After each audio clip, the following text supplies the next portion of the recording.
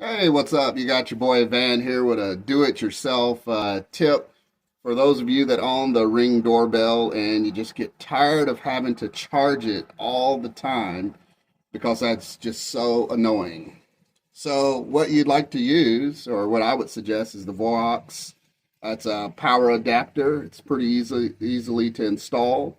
You don't have to worry about matching any polarities. And one of my pro tips would be is to take the tips, bend them like a little U, and then all you have to do is just screw them on, and that's it. Do it yourself. All right, hope you enjoyed the video. Please hit like and subscribe.